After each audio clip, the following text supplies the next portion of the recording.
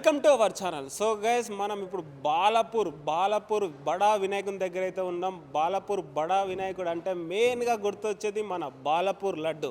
Last time చూసుకున్నట్టయితే 30 lakhs change అయితే sale అయింది లడ్డు. సో ఈసారి ఎంత పోతుంది ఏంటి అనేసి చాలామంది ఈగర్లీ వెయిట్ చేస్తున్నారు మన తెలుగు ప్రజలైతే. సో ఈసారి ఇప్పుడు మనం బాలాపూర్ వినాయకుని దగ్గరికి అయితే వచ్చేసినాం. ఇప్పటి వరకు 2 days ఉంది, కానీ ఇప్పటి వరకు చూసుకున్నట్టయితే ఇక్కడ పనులు కూడా ఇంకా పూర్తిగా అయితే కంప్లీట్ కాలేదు. మరి ఏంటి ఇంతవరకు కంప్లీట్ కాకపోవడానికి రీజన్ ఏంటి అనేది కమిటీ సభ్యులను అయితే అడిగి తెలుసుకుందాం. సో ఈసారి చూసుకున్నట్టయితే మన బడా వినాయకుడు అయితే ఈ రకంలో దర్శనం అయితే ఇవ్వబోతున్నాడు బాలాపూర్ వినాయకుడు అయితే. సో ప్రతి ఏటా ఒక సర్ప్రైజ్ అయితే ఉంటుంది బాలాపూర్ వినాయకుడు అంటే. సో ఈసారి ఒక బడా వినాయకుడు మంచిగా కూర్చొని చాలా మంచిగా చక్కగా కనిపిస్తున్నాడు. సో ఈ కమిటీ సభ్యులు అయితే చాలా కష్టపడి ఇక్కడ వర్క్ అయితే చేస్తున్నారు. ఒకసారి అయితే కమిటీ సభ్యులను అడుగుదాం ఈసారి ఎంత పోవచ్చు ఎక్స్పెక్టేషన్స్, అండ్ ఎవరెవరు పార్టిసిపేట్ చేయబోతున్నారు, అండ్ ఇక్కడ బడా వినాయకుని దగ్గర లడ్డు కొన్నలకి చాలా బాగా జరుగుతుంది అనేసి కూడా ప్రతి ఏటా చెప్పుకుంటూ వస్తారు. బాలాపూర్ విలేజ్లో ఉన్న బాలాపూర్ వినాయకుడు బడా వినాయకుడు. సో కమిటీ సభ్యులను అయితే అడిగి తెలుస్తుందమ్మా, ఇంకెందుకు ఆలస్యం.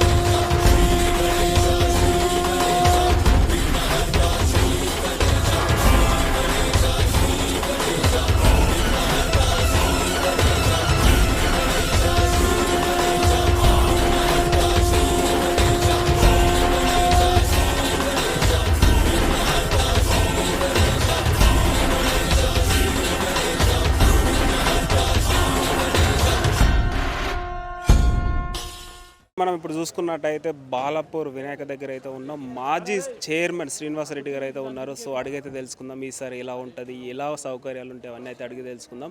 సో చెప్పండి అన్న, ఈసారి లాస్ట్ ఇయర్కి చెప్పుకోవాలంటే ఎలాంటివి ఉంటాయి?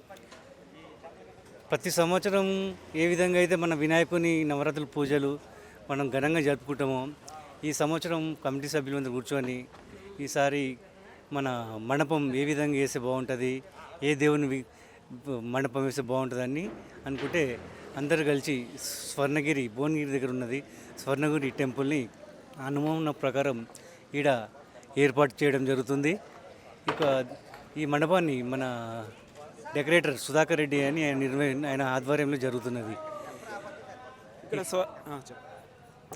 ప్రతి సంవత్సరం ఈ భక్తుల కోసం మాత్రం సపరేట్గా వాళ్ళకి రానికే క్యూ లైన్ అయినా పర్వాలేదు, క్యూ లైన్ అయినా దాని గురించి బారికేడ్ ఏర్పాటు చేయడం జరుగుతుంది.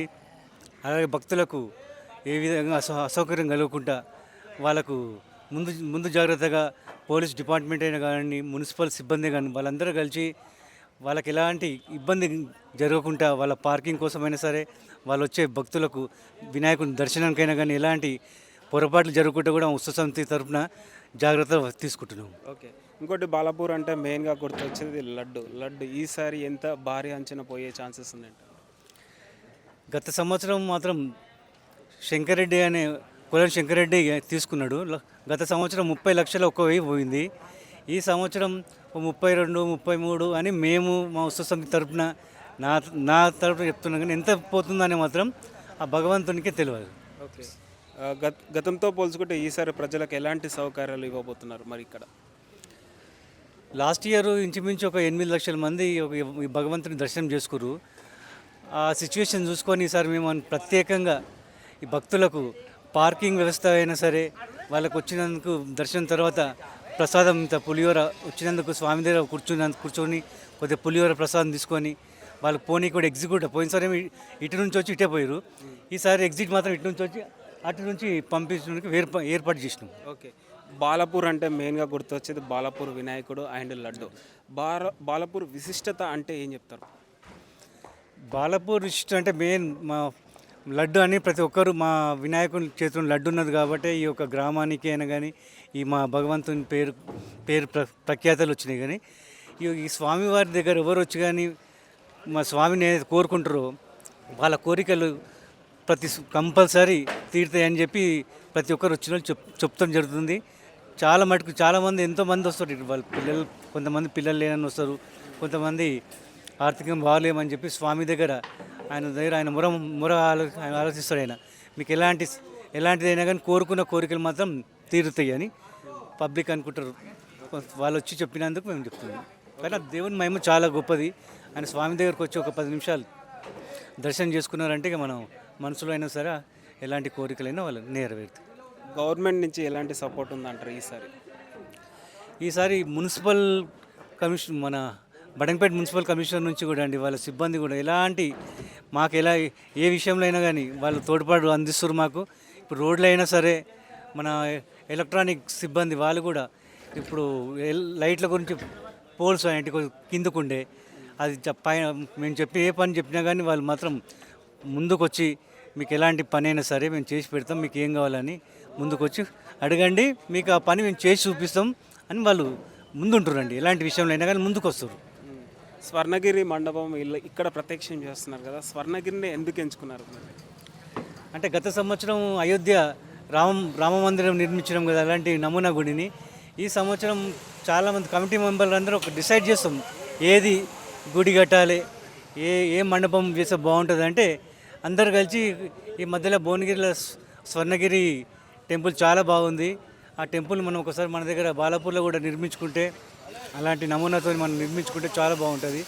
వచ్చే భక్తులు కూడా చూసి చాలా ఆనందపడతారని చెప్పి ఆ ఒక నిర్ణయం మేరకు మేము ఈ యొక్క మండపాన్ని నిర్మిస్తున్నాం. ఓకే, లాస్ట్ ఫైనల్ క్వశ్చన్ అండి. బాలాపూర్ అంటే బాలాపూర్ వినాయకుడి లడ్డు ప్రతిష్టత చాలా ప్రత్యేకత. సో భారీ ఎత్తున కూడా వేలంపాట పోతుంది. సో ఈ అమౌంట్ని చుట్టుపక్కల కూడా ఏదో హెల్పింగ్ నేచర్కి యూజ్ అవుతుంది అనేసి కొన్ని వార్తలు అయితే వచ్చాయి. ఇదంతా నిజమే అంటారండి? అక్కడ మొత్తం అవే డెవలప్మెంట్ అవన్నీ. మేమైతే ఇప్పటి వరకు బాలాపూర్ వినాయకుని చంద రూపంలో కానీ ఆ లడ్డు ఆ డబ్బుల విషయాలన్నీ తీసుకొని బాలాపూర్ గ్రామానికే కాకుండా మన ఎవరికైనా అవసరం ఉన్నా కానీ ఫస్ట్ హనుమాన్ మందిరం కోసం 2,85,000 రూపాయలు కేటాయించినాము. అలాగే స్కూల్ పిల్లలందరికీ ఆడ భోజనం చేసుకుందాం అంటే చిన్న షెడ్ లాగా నిర్మించినాము. అలాగే మన పోషమ్మ టెంపుల్ అయినా కానీ, మన మాంకాలమ్మ టెంపుల్ అయినా కానీ, హనుమాన్ టెంపులే కానీ ఇలాంటి గుళ్ళు మొత్తం పునర్నిర్మించడం. పాత గుడి కూలగొట్టి కొత్త గుడి పునర్నిర్మించడం. అవి కూడా ఒక స్వామివారి మన అభివృద్ధి చేసిన గుడికైనా స్వామివారి ఈ పైసలన్నీ తీసుకొచ్చి ఈ ఊరి కోసం మాత్రం కంపల్సరీ ఏదైనా కానీ ఒక పని పెట్టుకుంటే ఆ పని ప్రారంభించి కంప్లీట్ చేసిన దాకా సొసైటీ వెనుకపోదండి. ఓకే, ఫైనల్గా ఇక్కడ వచ్చే ప్రజలకి ఏం చెప్తారు? ఇక్కడికి వచ్చే ప్రజలందరికీ చెప్తున్నామంటే ఆ స్వామివారిని వచ్చి దర్శనం చేసుకున్న తర్వాత మనసులో ఏమైనా కోరికలు ఉంటే కోరుకోండి, ఆ కోరికలు మీకు నెరవేరుతాయి. అది మేము చెప్పేది మెయిన్. వచ్చిన వాళ్ళు కూడా ప్రశాంతంగా వచ్చి ఉండాలి. చాలా జనాలు వస్తారు, ఇంచుమించు రోజు 50 నుంచి 60,000 మంది జనాభా వస్తారు.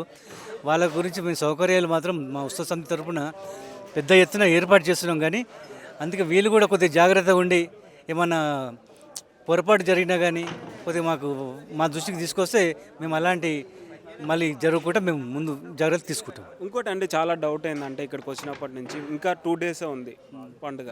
సో ఇంకా పనులు కూడా పూర్తి కాకపోవడానికి రీజన్ ఏమై ఉండొచ్చు? ఇంచుమించు ఒక 4-5 రోజుల నుంచి వర్షం లేవు. అంతకంటే ముందు ఏమో రోజు వర్షాలు పడి ఇక్కడ వర్క్ అనేది కంప్లీట్ కాలేదు, కలరింగ్ కాలేదు. ఆడ ఏడైతే ఇవి మండపం గుడి ఇవన్నీ తయారు చేస్తుర్రో అక్కడ ఈ వర్షం ఎక్కువ పడి ఏమైందంటే కలర్ చాలా ఇబ్బంది అయింది. ఈడ కూడా పని చేయడానికి చాలా మంది ఇబ్బంది పడ్డారు.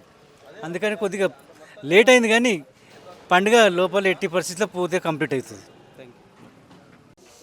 సో ఇదండి బాలాపూర్ వినాయకుడి దగ్గర అయితే చాలా ట్రై చేసాము కమిటీ సభ్యులను అడగడానికి, కానీ ఎవరి పనిలో వాళ్ళు బిజీగా అయితే ఉన్నారు. ఇంకా 2 డేస్ ఉంది కాబట్టి చాలా బిజీగా అయితే ఉన్నారు కమిటీ సభ్యులు. సో ఒకళ్ళు ఇద్దరిని అయితే అడిగి ట్రై చేసాం, వాళ్ళైతే క్లారిటీగా చెప్పారు. ప్రతి ఏటా ఈ ఏటా కూడా మంచిగా ఉండబోతుంది, అతి భారీ సంఖ్యలో దర్శనానికి కూడా ప్రజలు రాబోతున్నారు అనేసి చెప్తున్నారు. అండ్ ఈసారి 40 lakhs రీచ్ అయ్యే ఛాన్సెస్ కూడా ఉందనేసి కొంతమంది అయితే చెప్తున్నారు. సో ఇప్పుడైతే మేకింగ్ వర్క్ అయితే నడుస్తుంది. స్వర్ణగిరి దేవాలయం ఇక్కడ ప్రత్యక్షం అయితే చేయబోతున్నారు. లాస్ట్ టైం రామ్ మందిర్ ఎలా చేస్తారో ఈసారి స్వర్ణగిరి మందిర్ అయితే ఇక్కడ తీసుకొచ్చారు. సో ఇప్పటివరకు మేకింగ్ చూసుకున్నట్టయితే చాలా బాగా చక్కగా అయితే చేస్తున్నారు. ఇంకా బాగా చేస్తారు. రేపు సాయంత్రం వరకు అయితే పూర్తిగా కంప్లీట్ చేస్తారనేసి ఇక్కడ కమిటీ సభ్యులు అయితే చెప్తున్నారండి. సో ఇంతే అండి.